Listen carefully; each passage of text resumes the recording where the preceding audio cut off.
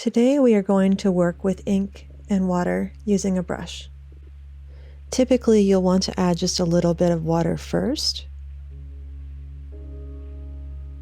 And then I like to start a little bit darker with my ink, so I add quite a few drops, maybe 10 to 15 drops.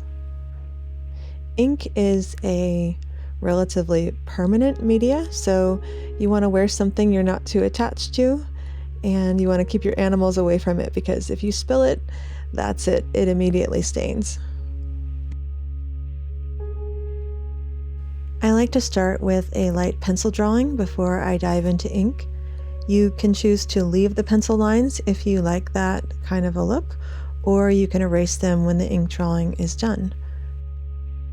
When you're drawing lighter subject matter using value, I usually suggest adding a darker background first, if that's the case for your still life, because then that will provide a more accurate context for your value drawing. So I added a little bit of dark ink around the skull first, and then I start adding bits of value inside the skull that are the darkest parts that I'm noticing. There are a couple ways you can approach ink drawing. One is by letting the previous layer dry completely, and the other is drawing wet on wet. So you can see that I had wet paper, and when I added a drop of ink, it kind of spread out and did this really cool kind of feathering effect that provides a really beautiful texture. When you're drawing with graphite pencils, you can get very precise and very soft and almost photorealistic.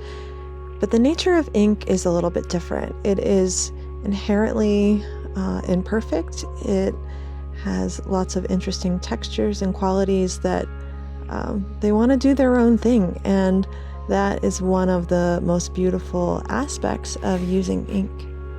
As you can see, it kind of goes where it wants to, and it's a nice way to learn about acceptance and letting go of perfection and letting go of expectations.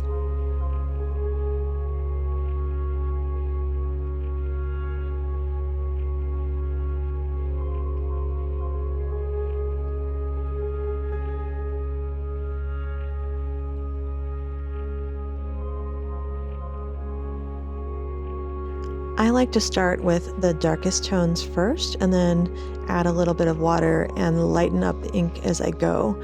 I often like to let the layers dry in between, but sometimes I do a little bit of wet on wet like this. You can go from dark to lighter tones or lighter to darker tones. The one thing you want to remember is that you can't get the white of the paper back. So when you're looking at your reference, make sure you preserve all the white areas, and you can either work dark to light or light to dark, and that's pretty much it.